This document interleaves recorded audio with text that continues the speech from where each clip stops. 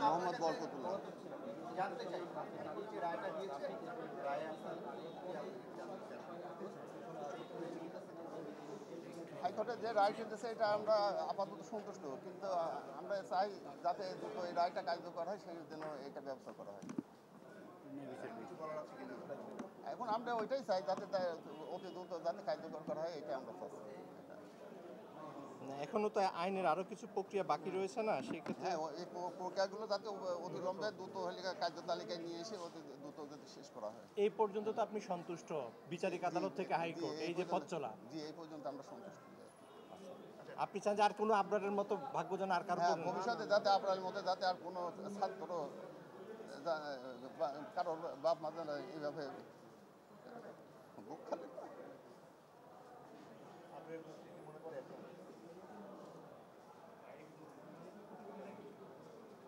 ও কি কিছু বলবে?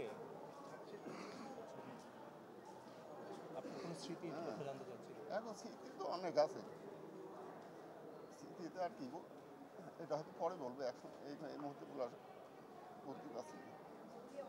দ্রুত রায় বাস্তবায়ন চান, এটা একটু বলেন।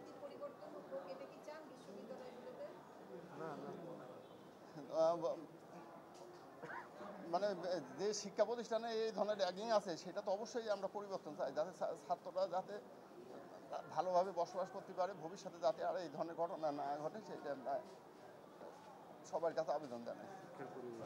আপনার স্বাধীনতা পদক পেতে যাচ্ছে, সেটা কি মানে আপনাদের কাছে কেমন লেগেছে আজকের এই?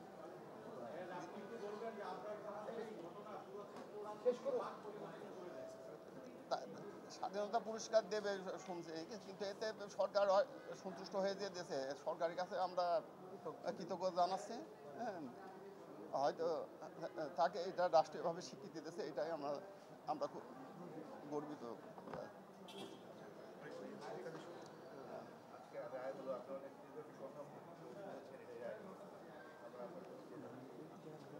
অবশ্যই আমরা আসলে মানে সন্তুষ্ট সত্যি বলতে যেটা যে আমরা আসলে হাইকোর্ট থেকে যে এত দ্রুত একটা রায় আসবে, যদি আমি 1 বছর আগের কথা 5-6 বছর আগে আসলে চিন্তাও কখনো করি নাই যে এত দ্রুত একটা রায় আসতে পারে। তো এটা অবশ্যই যে আমরা পরিবর্তিত পরিস্থিতিতে একটা সম্ভব হয়েছে, তবে এখনও হয়তো অনেকগুলো স্টেপ বাকি আছে, সেগুলো যাতে দ্রুত যাতে সম্পন্ন হয় সেটা আমাদের চাওয়া থাকবে।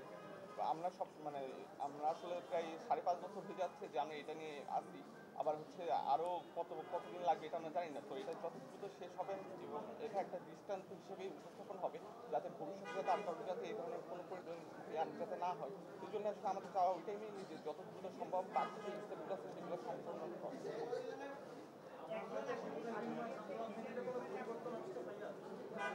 আমার যা আমরা আসলে এই ব্যাপারটা তো ছাত্র রাজনীতিতে পরিবর্তন আসছে কিনা এটা যারা রাজনীতি করে তারা আসলে বলতে পারবে, বাট অবশ্যই আমরা হচ্ছে সবসময়ই চাই যাতে অন্তত যেই পরিণতি একবার আবরার ফাজে হয়েছে তা যাতে আর কোনো অবস্থাতেই যাতে আর কোনো শিক্ষার্থী যাতে না হয়, এটা যে কোনো পরিস্থিতিতেই যেন নিশ্চিত করার জন্য অবশ্যই আমরা চাবো যাতে সরকার এবং হচ্ছে যারা ছাত্র সংগঠনগুলো আছে তারা যাতে এই জিনিসটা নিশ্চিত করে যাতে আর কারোর পরিণতি একই রকমের না হয়।